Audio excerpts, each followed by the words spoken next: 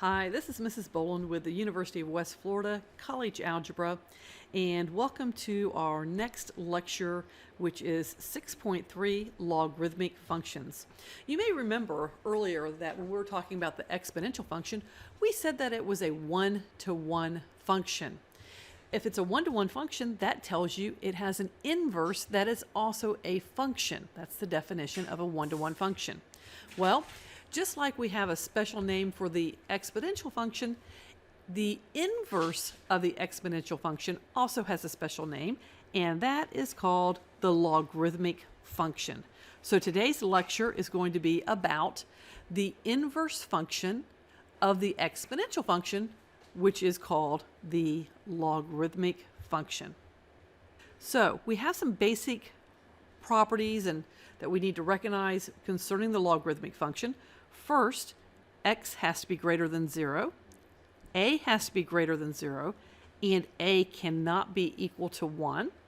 Then we're going to write the logarithmic function as y is equal to the log base a of x. So again, this is read, y equals log base a of x.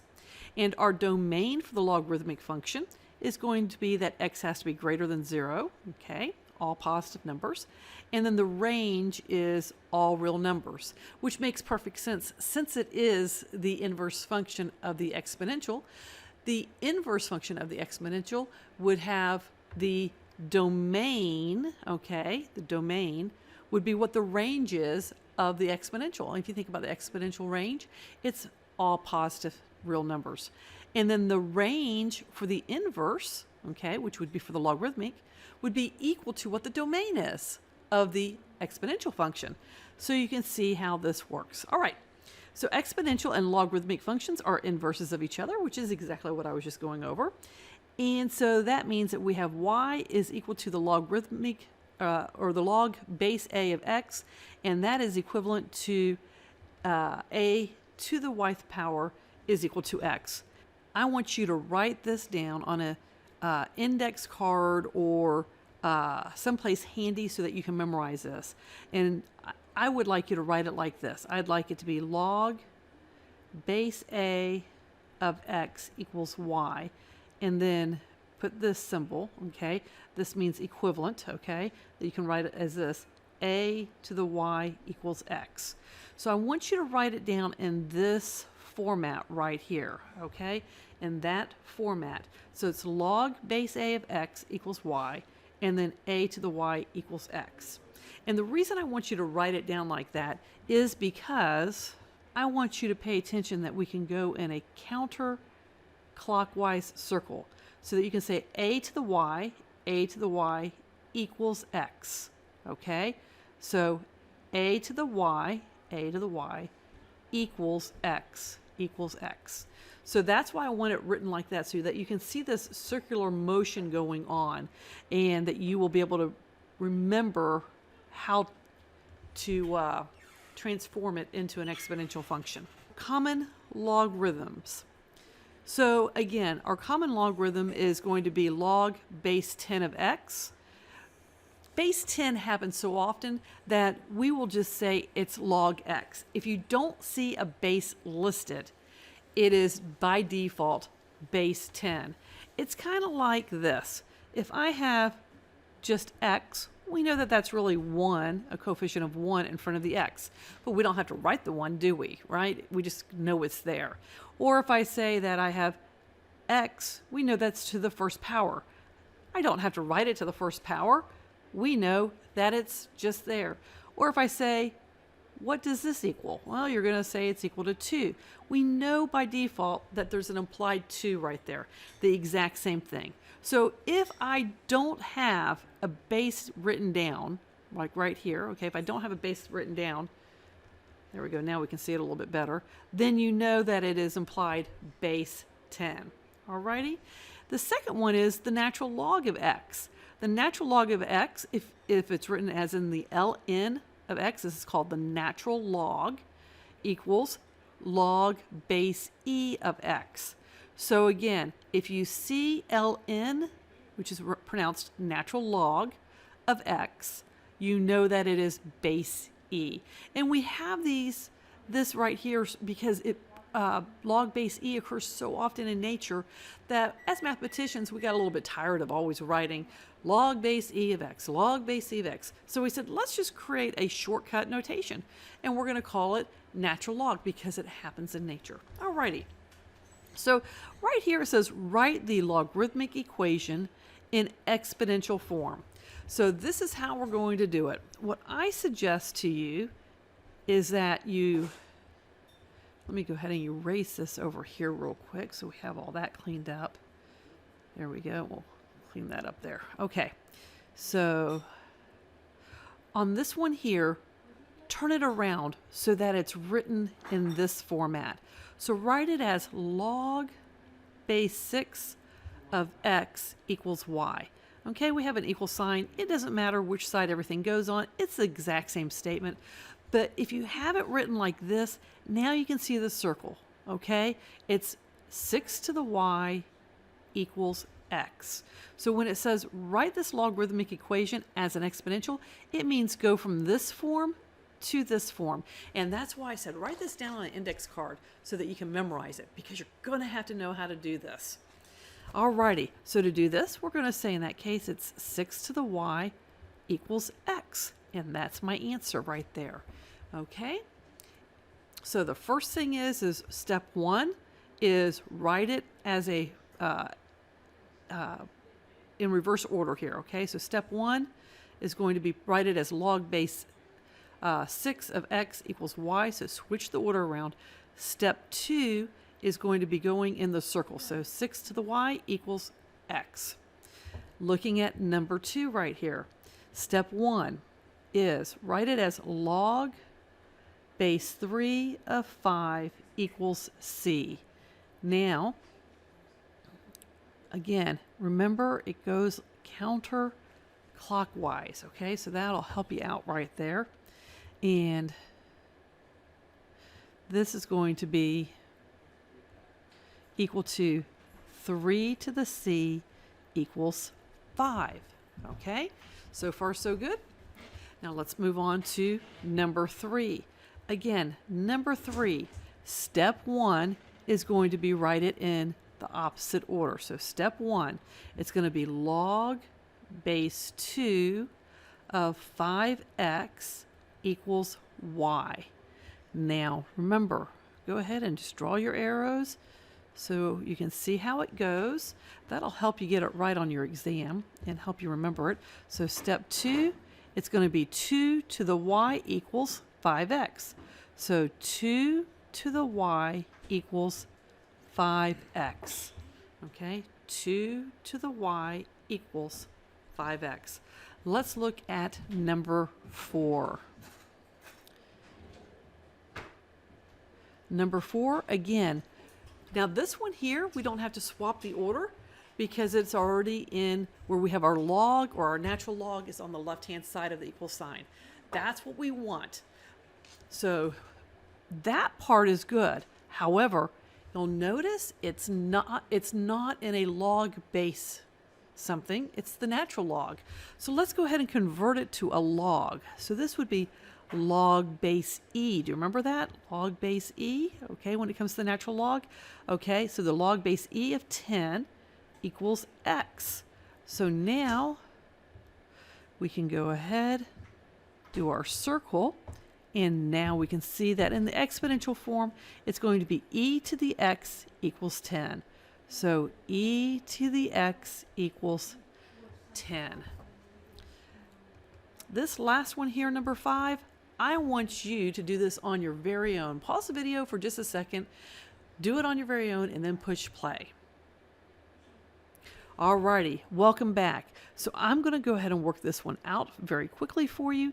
And so I would rewrite this number 1 as log base 10, because the 10's not written, but we know it's there, of 100 is equal to 2.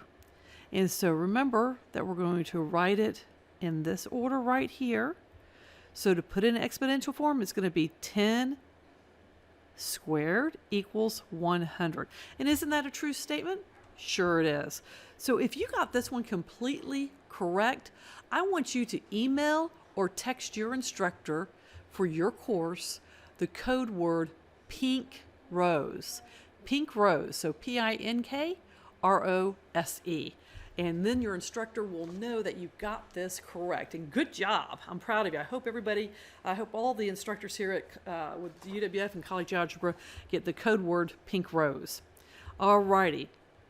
The next set here says write the exponential equation as a logarithmic form. So that means we're going to be going from this form right here back to this form over here. Okay, so that is how we're going to be doing this. We're going to be going from the exponential to the logarithmic. Okay, so step number 1 for this one right here is, again, I'm going to suggest to you that you write it in the opposite order. So instead of having it m equals 3 to the p, please rewrite it as 3 to the pth power equals m. Okay, so that's going to be what I'm going to call step number 1. So it's going to be rewrite it. So rewrite. So it's going to be 3 to the p equals m. That's the first thing I'm going to suggest that you do. And then the second thing, step 2, is write it in the logarithmic. And that is going to be like this. Let's grab a thin color here. And it's going to be like this. So it's the same circle that we had going on before. This is going to be your base. So it's going to be log base 3 of m equals p. Okay? So let me write that down so you can see that.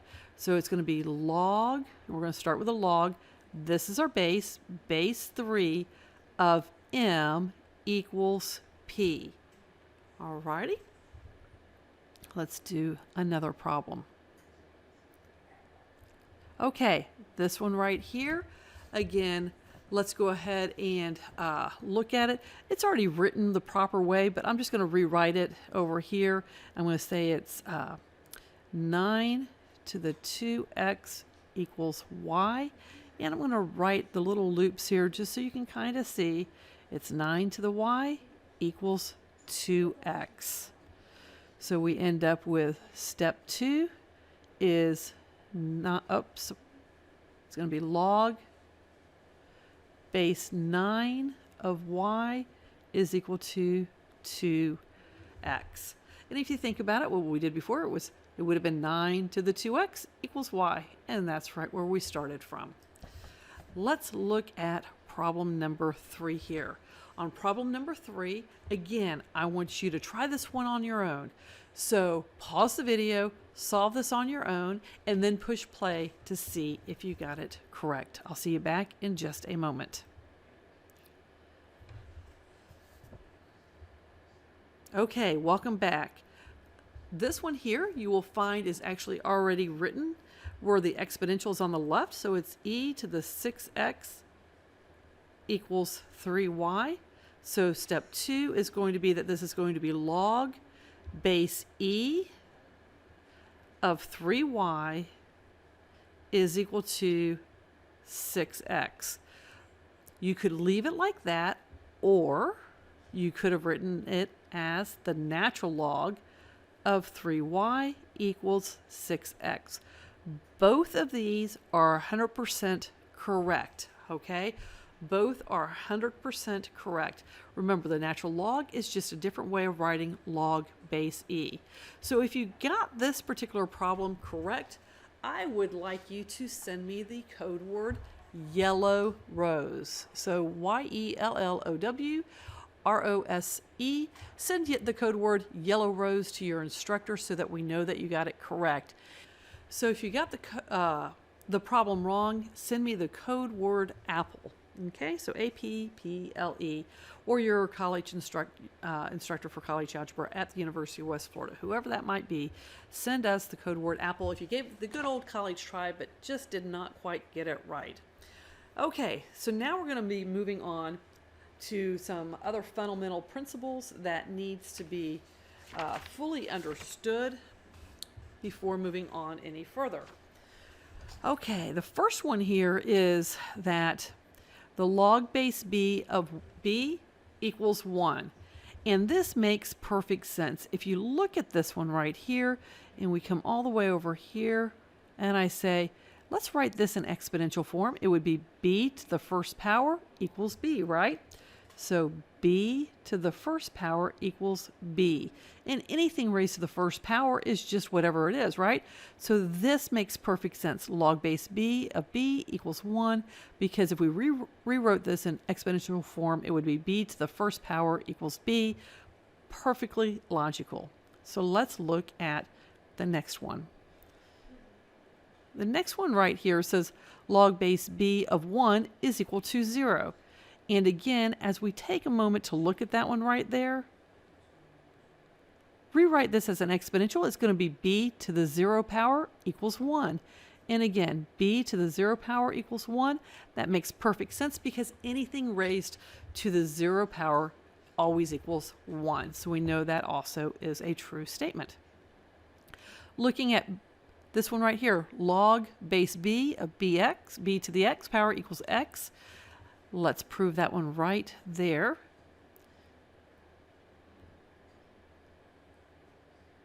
And we're going to write it in exponential form. So it's b to the x equals b to the x. So b to the x, b to the x equals b to the x. Isn't that a true statement right there? Sure it is. Okay, let's look at the very last one right here. This one right here, we're going to convert to the log, okay? It's in exponential form. We're going to convert it into log, okay? So it's going to be log base b, because we take the base of this part right here, so it's log base b. So log base b of x equals this part right up here, which is log base b to the x. Log base b to the x. So that makes a very true statement. Now we're going to use these fundamental properties of the logarithms to solve logarithmic expressions. Okay, so we're going to start playing with the logs, and it is a lot of fun. I encourage you, because this is fun and it looks easy, it's not. The only way to get good at this is by doing lots and lots of practice. So I ask you to please do lots of practice, solve lots of these problems so that you fully understand the concepts and you're not blindsided on the exam. For some reason, many students on the fourth exam is their worst exam all semester long. And it's because the logs look easy. They look simplistic. And as you watch your instructor do them, you're like, oh, there's nothing hard about that. So sometimes you may neglect to do enough problems to make sure you fully understand it.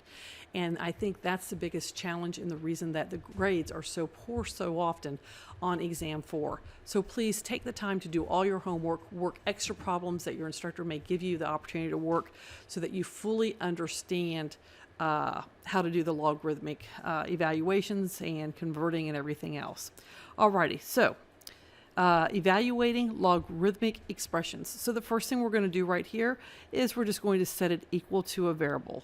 Okay, so step number 1 is going to be set it equal to a variable. So set it equal to a variable. Okay, and this doesn't have x in it, so I'm just going to let it equal x. Step 2 is going to be rewrite as an exponential. So step 2, rewrite as an exponential.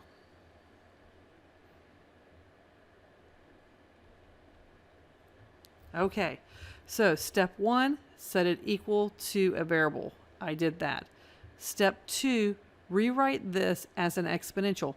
So this is going to be 5 to the x equals 25. 5 to the x equals 25. Well, my question to you is, what must x equal to make this a true statement? It must equal 2, right? Because 5 squared equals 25. Therefore, x equals 2. Okay? The other thing you could do is you could say, this must be written to the same base. I could rewrite the number 25 as a base 5. If I was going to rewrite 25 as base 5, then I would have 5 to the x is equal 5 squared, right? Because 25 is just 5 squared. So then x would equal 2. So that's another way of looking at it, okay? Now looking at number 2 over here. It's going to be step 1, set it equal to a variable. We're going to let it equal x. Step 2 is rewrite it as an exponent. So step 2 is going to be 7 to the x. 7 to the x equals 343. Again, really what you want to do is you want to say, what do I have to raise 7 to for it to equal 343? Okay, so in that case, you could say, well, 7 to the 0 is equal to 1. 7 to the first is equal to 7. 7 squared is equal to 49. 7 cubed is equal to 343. There we go. So that means 7 to the x is equal to 7 cubed. Therefore, x equals 3. Okay? Let's look at our next problem here. Number 3. Number 3, again, first thing, set it equal to a variable. Step 2, rewrite it as an exponential. It's going to be 2 to the x equals 1 over 16. So it's 2 to the x equals 1 over 16. Again, we have to take and make sure that we can rewrite the 16 as base 2, because that's what we have to get it as. So 2 to the 0 is equal to 1. 2 to the first is equal to 2. 2 squared is equal to 4. 2 cubed is equal to 8. 2 to the fourth is equal to 16. So since I know 2 to the fourth is equal to 16, then this is really equal to 1 over 2 to the fourth. Do you agree? 1 over 16 is equal to 1 over 2 to the fourth, because 2 to the fourth is equal to 16. Now, I need to get it to the same base, which I have it to the same base, but I need this to be in the numerator. So if I'm going to bring this up into the numerator, that means I need to change the sign of my 4. So that means I have 2 to the x right here is equal to, now I'm going to change this to a negative, so it's going to be 2 to the negative 4, because by bringing this into the numerator, I have to change that to a negative 4. That means x is equal to negative 4. Therefore, x equals negative 4. These 3 dots here in a triangle means therefore. So therefore, x equals negative 4. It's the only option to make this a true statement. Let's look at problem number 4. Problem number 4, I would like it a lot if you'd go ahead and pause the video and just give this a go just to see if you can get it right, okay? And when you've given it your best shot, go ahead and push play to see if you got it correct. Okay, here we go. So, step 1, set it equal to a variable. Step 2, rewrite it as an exponential. So it's 3 to the x equals 1 over 81. So 3 to the x equals 1 over 81. Now I need to rewrite 81 as base 3. And I know that 3 to the 0 is equal to 1. 3 to the first is equal to 3. 3 squared is equal to 9. 3 cubed is equal to 27. I'm pretty sure. Let me double check that. Yes.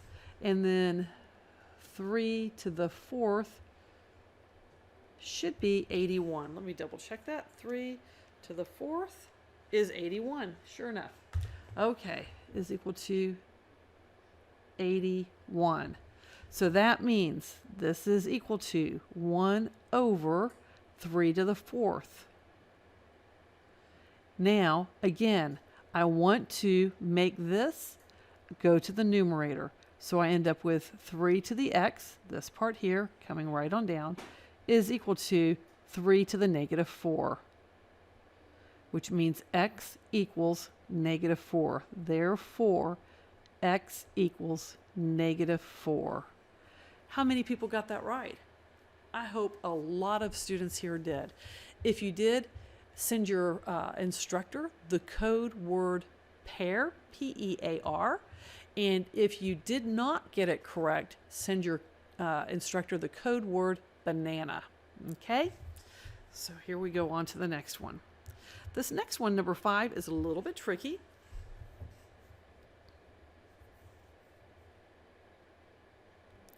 And it's going to be like this. Step 1, set it equal to a variable. Step 2, rewrite it as an exponential.